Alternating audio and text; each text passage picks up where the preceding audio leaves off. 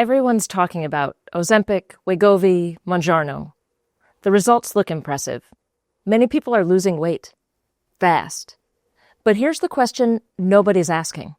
What's actually happening inside the body? What are they losing, and what are they trading? And is there another path that produces the same results without the consequences nobody's talking about? There is. In the next 12 minutes, I'm going to give you the honest comparison your doctor does not have time to explain. How GLP-1 injections actually work, what they cost you beyond the price tag, and how a metabolic reset achieves the same improvements without medication, without muscle loss, and without lifelong dependency. You are stuck. The weight will not budge. And now there's a medication that seems to make it effortless. One voice says to take it and stop suffering. The other says this feels too easy and too good to be true. You don't know which to trust because nobody's given you the full picture. I'm Dr. Tessa Dam, a physician with 4 board certifications. I spent over a decade in the ICU and now work exclusively in metabolic health. I am not anti-medication. I am pro-informed decision. You deserve the complete truth before you choose. 5 critical differences between GLP-1 injections and lifestyle-driven metabolic restoration. Not opinions, physiology. What each approach does inside your body and what it costs you and what it gives you. First, know this. Both work for the same reason, and that reason should alarm you. GLP-1 medications were designed for type 2 diabetes. It was only when weight loss emerged as a side effect that the dose was magnified and the drug remarketed for a different purpose. The critical question nobody asks, why does a diabetic medication produce weight loss in people without a diagnosis of diabetes? Because 9 in 10 adults have insulin resistance, the same metabolic dysfunction that diabetes medication target. These injections work for the general population because the general population is metabolically broken. That's not pharmaceutical innovation. Rather, it's an indictment of how we eat. The medication addresses blood sugar dysregulation. So does changing the food that caused the dysregulation in the first place. A diabetic medication works for weight loss in the masses because the masses are metabolically dysfunctional. The drug is not miraculous. The dysfunction is just that widespread. When I explain this, there's often a pause. Women never considered that these injections work for seemingly everyone because almost everyone has the same underlying problem, insulin resistance, a condition that's often not screened for, a condition that is fully reversible without medication. The drug compensates for a common problem that lifestyle change addresses at the source. Here's a bit what it's like. A city's water supply is contaminated. Everyone gets sick.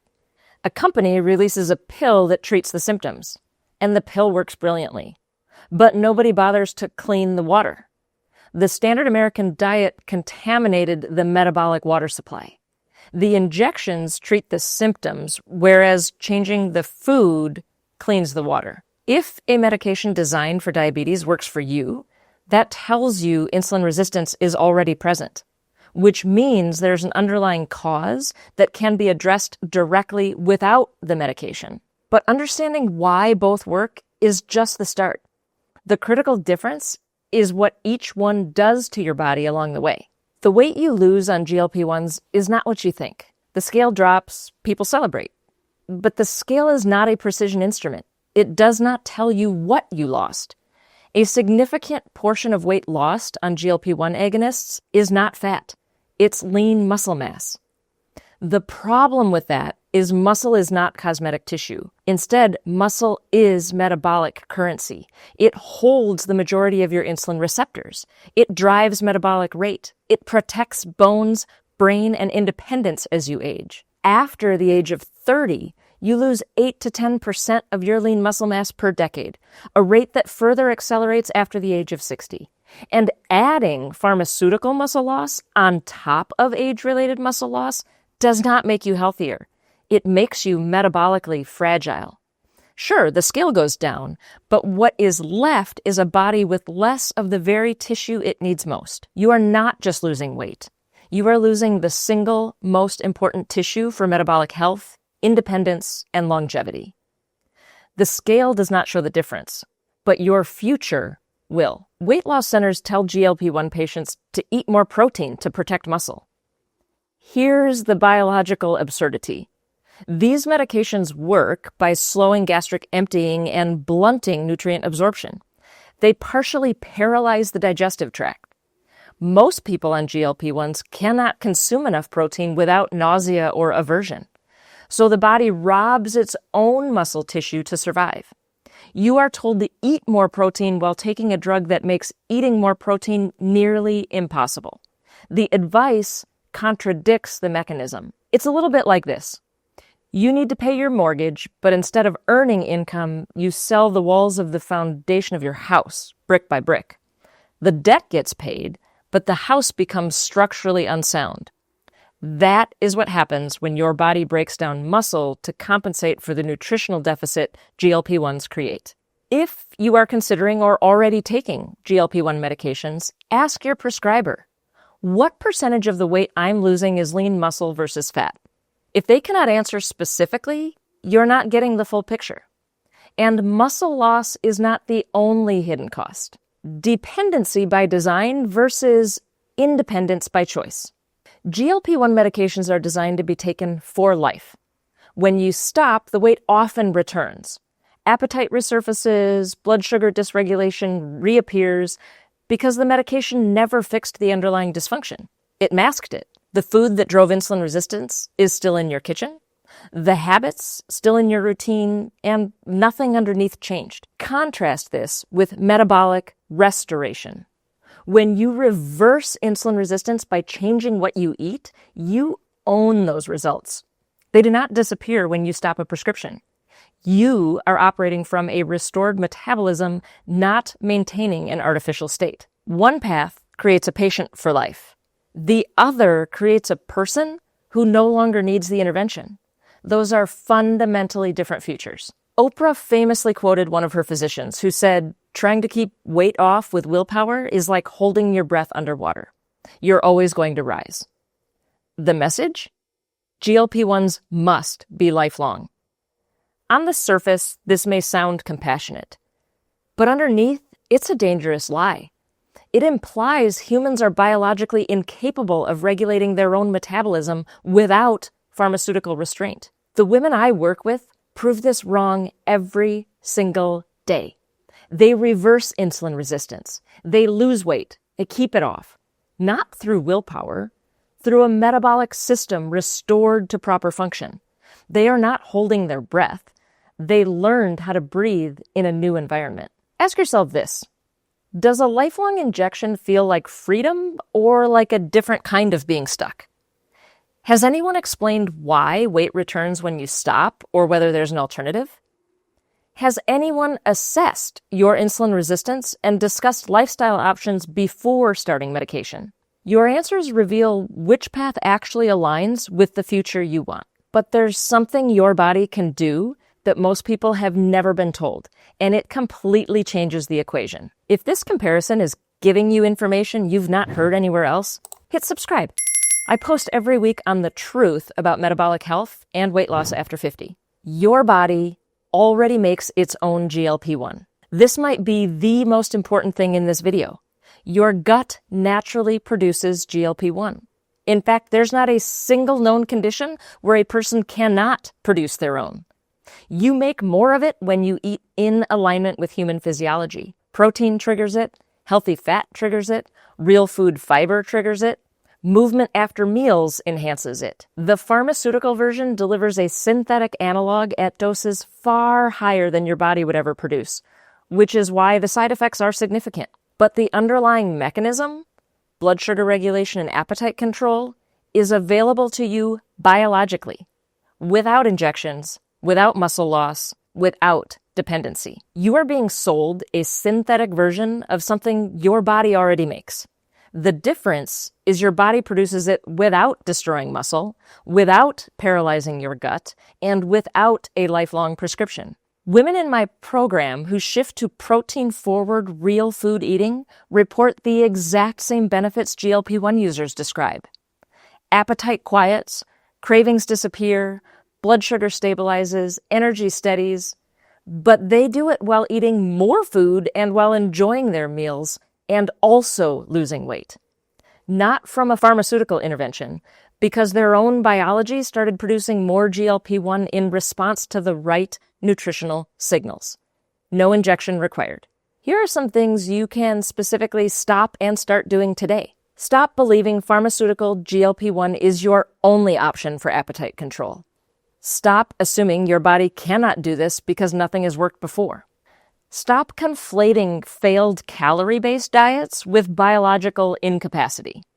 Start understanding that protein, healthy fats, and real food directly stimulate your own GLP-1 production. Start prioritizing protein at every meal as a natural appetite regulation strategy. Start giving your biology a fair chance to respond to the right signals before concluding that medication is the only path. Now you understand the physiology. The final question is what each path actually looks like in practice. Here's a side-by-side comparison and what you can start doing tonight. First, let me lay both paths out next to each other very clearly. First, GLP-1 injections. Weight loss includes significant lean muscle loss. Appetite is suppressed through gastric paralysis and impaired absorption. Blood sugar improves while on medication, in part by blocking a natural physiologic process in the liver called gluconeogenesis, the very process you want to promote for metabolic flexibility. Weight returns when you stop because dysfunction was never addressed.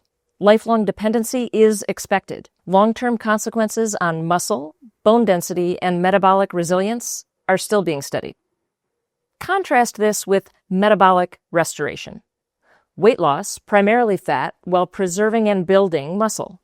Appetite is regulated through naturally protein-driven GLP-1 production. Blood sugar improves because insulin resistance is actually reversed. Results persist because they are built into a restored biology. Your body becomes more resilient over time, not more fragile. Side effects include improved body composition, better cognition, greater confidence, and longer independence. The question, therefore, is not which one makes you lighter. The question is, which one makes you healthier? The answer could not be more clear. Women in my Metabolic Transformations program averaged 20 pounds lost in just 12 weeks. But weight loss is never the headline. Cravings resolve in 2 to 3 weeks. Joint pain recedes. Brain fog lifts. Gastric reflux is resolved. Inflammatory markers drop to undetectable. In fact, a 72-year-old woman even discontinued her non-selective biologic medication for autoimmune arthritis, and still her inflammatory markers were at 0. Her planned heart surgery was postponed. She lost 50 pounds. Today she gardens, travels, plays piano, and bought a full-length mirror for the first time in her adult life. Not because she's thinner, but because she feels restored.